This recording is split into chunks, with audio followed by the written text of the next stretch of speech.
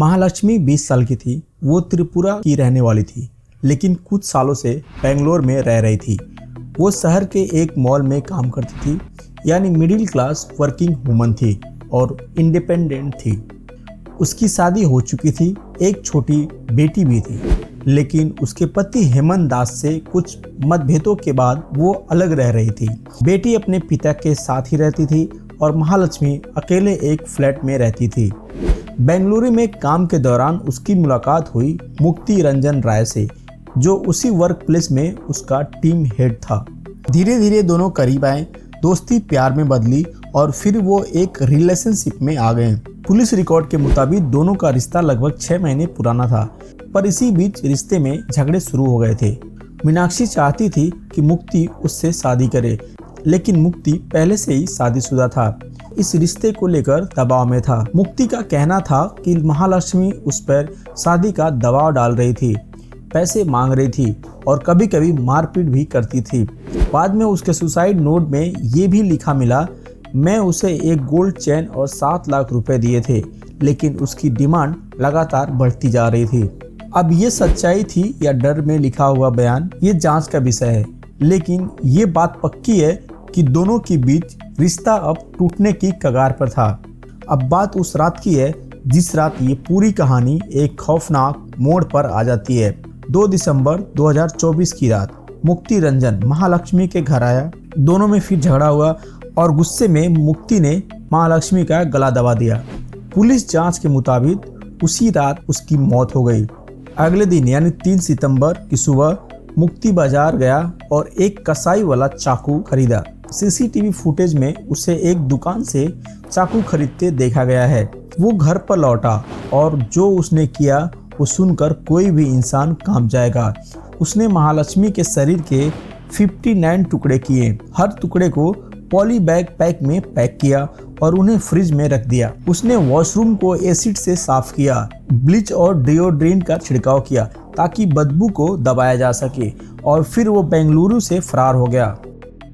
करीब 3 हफ्ते बाद पड़ोसियों ने बिल्डिंग के मालिक को बताया, महालक्ष्मी के फ्लैट से बहुत तेज बदबू आ रही है। मालिक ने उसकी माँ और बहन को फोन किया।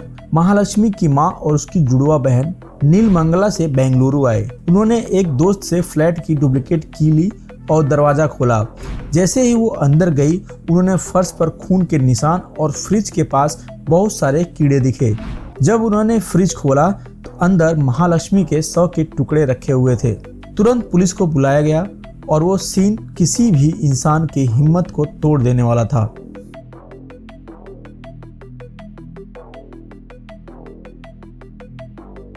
पुलिस तुरंत हरकत में आई। सबसे पहले घर को सील किया गया। फोरेंसिक टीम बुलाई गई। फ्रिज, नाइफ मार्क, खून के सैंपल सब इकट्ठा किए गए। जांच में सामने आया कि महालक्ष्मी और मुक्ति के बीच झगड़े पहले भी हो चुके थे। एक बार तो उन्हें मालेश्वरम पुलिस स्टेशन तक बुलाया गया था, जहां पुलिस ने दोनों को समझाकर वापस भेज दिया।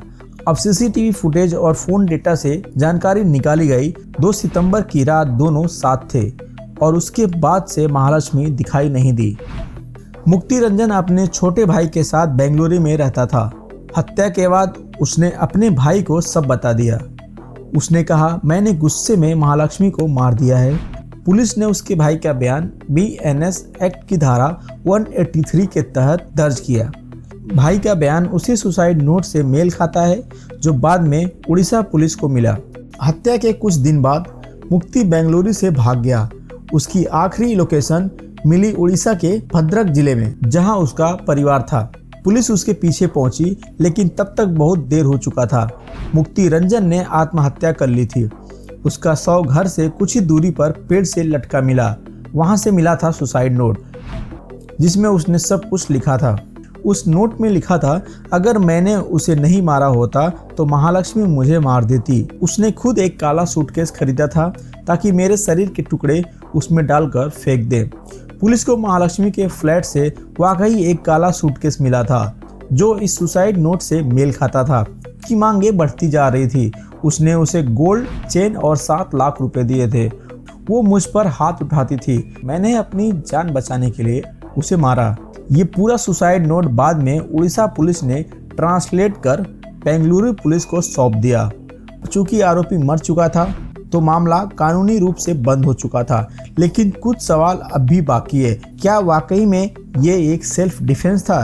क्या महालक्ष्मी सच में किसी और से मिल रही थी? और अगर मुक्ति इतना दबाव महसूस कर रहा था तो उसने मदद क्यों नहीं मांगी?